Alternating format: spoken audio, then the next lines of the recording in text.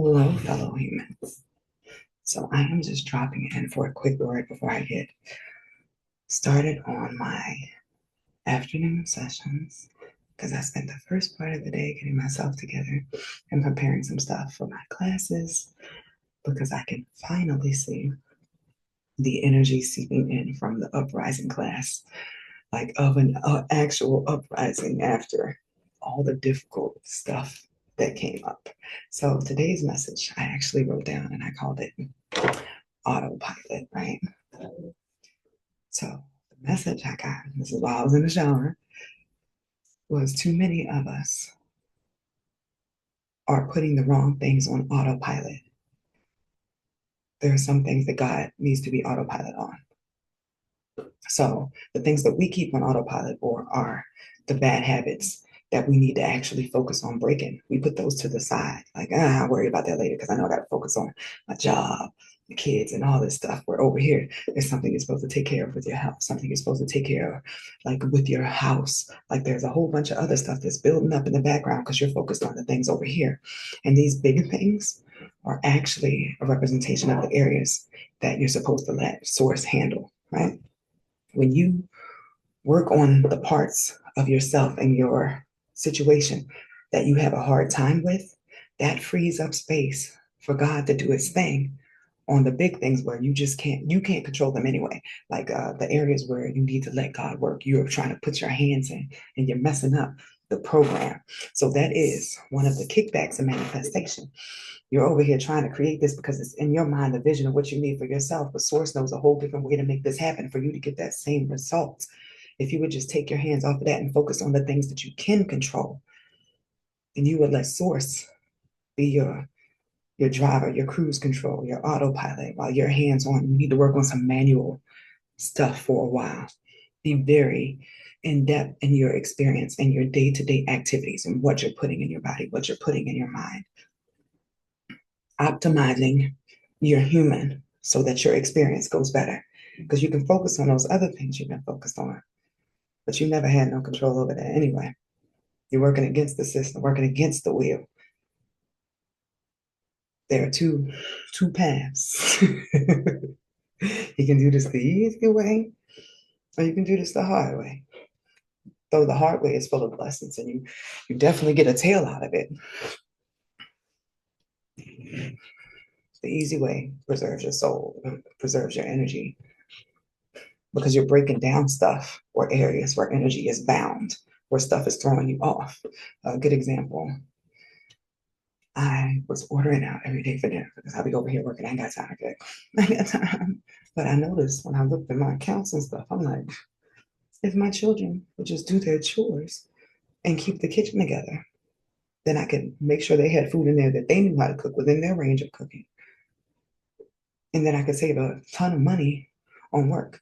But for months, I had not taken the time to organize that because I was so busy over here, folks. Like, just work, just make the money, you good.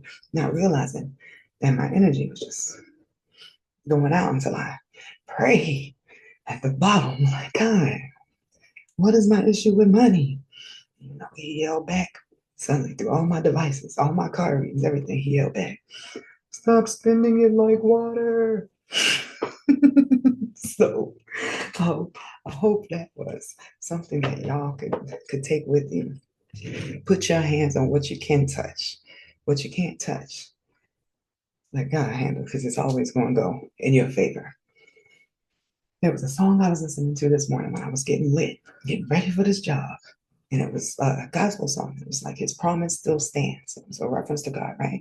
And so I was like, God, what was your promise? And I had to sit there for a minute. Like, the promise was, if you rock with me, it doesn't matter what they throw at you, what they try to take from you, how many times they knock you down.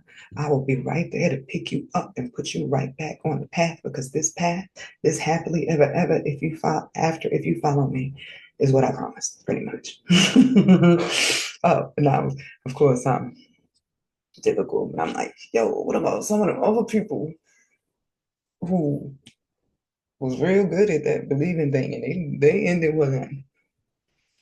This is the part where I'm always like, Your experience in the body is not the end. It is a part of the video game. Where your soul goes after this is the real version of winning. I was like, damn. Because like you might have died for your faith, but you live on forever. That soul that killed you got to come back and make that right with somebody else. They got to go back over and over again. After this, you're free to go create somewhere. You're free to go hang out on Venus, like a little vacation because everything's pretty over there. No violence. Like, you don't have to worry about coming back to this shithole over and over again. So that was the promise. You do right. You carry the energy of source. You be proof that anointing is possible. You carry my anointing within you, and nobody can touch you. Nobody can mess with your energy. Nobody can take your place or your destiny or what is meant for you. So that calmed me down enough. Even the idea of like, oh, somebody might try to take you out because you did something big. Any person that has been killed in order to finish their mission, they got like notarized for that in some way, shape, or form. It's like immortal. I didn't go all the way down that rabbit hole, but I think that's correct because I mean, think about the Holocaust memorials that are everywhere. Because that was the situation I was actually asking about when I was like, oh, I don't want about them people, bro. That was rough. But even when somebody risked or sacrificed their life, like a person who nobody knows, what that happens, it ends up on the news. There is always going to be notoriety or like a flame or a flare or something set up that says, "My God, soldiers went home." So I thought that was beautiful. And I wanted to just share a little message here today for the collective. Because yesterday I was on my page and I was like, 4 likes, what is going on in the world? But it turns out everybody was sort of depressed. And even the vibration I was posting from, I wasn't fully, but I didn't understand. I was so busy before I got to the autopilot message. I was so busy worried, like, hey, I'm supposed to be like interacting with people. Certain things are supposed to be happening today. I'm not really feeling like posting any genius type stuff. And it just wasn't coming together. And I didn't understand. I was focused on this when I should have done what I did this morning, which is when I woke up. It's like, we're not going to have another day like yesterday. I immediately went to my affirmations before I touch my phone, all of that, do my meditation, go take my shower, raise my vibration.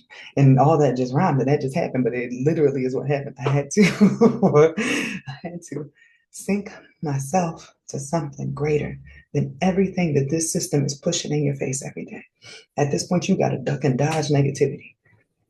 It is a choice. When I kept saying in different posts that I had the option to be a herald of hell or an ambassador for source, we all have the same thing. And it's done through what you decide to use your tongue for.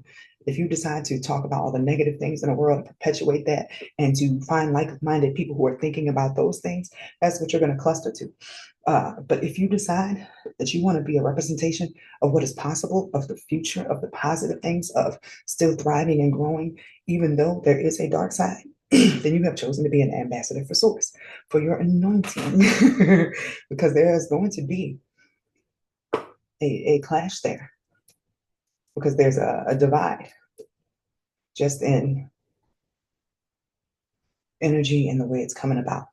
There need to be people who are perpetuating the light, because there are always going to be people perpetuating the negative and making this place look like. So I want to touch on the stuff that needs to be touched on, just so y'all know. I'm still a human. I ain't up here in cloud nine.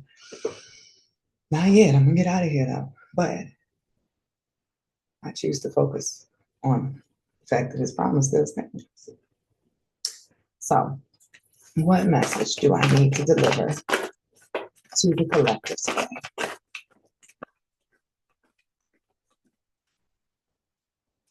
Well, I just heard, who is your commander? Who is your boss? You can tell every day by what you do and what principles you carry along with you. What do you worship just through your activities? Where is your energy focus? And you don't even have to be a blatantly evil person. If you are waking up every day and you're not grateful for what you're having, you're taking stuff for granted, even just living in a vibration of detriment, you are not working for Your energy, when you interact with other people, you're rubbing some of that off on them. You're not out there being a light in the world. And sometimes you need a light, and that's cool. But there comes a point when you realize, like, hey, I am the one that picks me up. Because I mean, the captain's already driving the plane. You just gotta get up in your chair and do your part, whatever the case may be. So, what is today's message for the collective? Maybe you're a stewardess or something, if that's the analogy. Maybe you're helping the rest of the people stay calm on the plane. If you're up there like Eeyore, don't nobody want you to guide the plane while stuff looks a little turbulent? Nah, baby. You're working for the storm if you're not a part of this. So you're working for the turbulence. Trust your crown. This is the intuition card, the crown chakra. So everything I was just saying pretty much. Trust not what you can see, but what you can feel that is beyond you. If you don't know how to do that or you feel like you don't, go into your heart space. Lead with love. Do what comes to you naturally through love. Like, how do you want to be loved? And I know everybody has a different love language, but there's a general energy of caring. Sometimes it's best to feel with your heart versus thinking with your mind, and use that at your own discernment. But in particular, when it comes to this situation, and it looks like being navigated out of a storm, and didn't I just say you are the storm if you're not working for source, you're not guiding. So we got storms and we got people who are holding up the light. You choose. You choose. But if you choose to go this way, on the other end of that, that's everything. And I used it yesterday, and it's something that was like Thanksgiving, because I had never looked at it like that before, but it is like the horn of plenty. But when you have everything that you wanted in life, folks, like when you have everything that you wanted in life, when you have manifested or made it to your destination with the captain, as you've been up here stewarding through all the crazy stuff, just trusting that the captain was going to get you where you was going. By the time you get here, it is like Thanksgiving. Weather the storm. Weather the storm through your intuition and through your heart and through building with that. Don't be stagnant in the storm. Don't be in the storm like, all right, I'm just going. Nah, do what you can. What's in your hands? If you're a creator, create in the storm. If you're a healer, heal during the storm. Just don't step out of your purpose, worrying about the things you can't control. Pray on them, give them up to God, write them out, turn them into an art, run it out, do whatever you have to do to remain in the eye of the storm, because it will surely pass. I always say, when you don't believe that things can start to go in your favor, you don't believe in miracles and blessings, think back to the last time when you thought you were down and out, and how that's not true, because you're right here looking at this video right now. So this was a little message today, 4:44 on the clock. Y'all have a good day.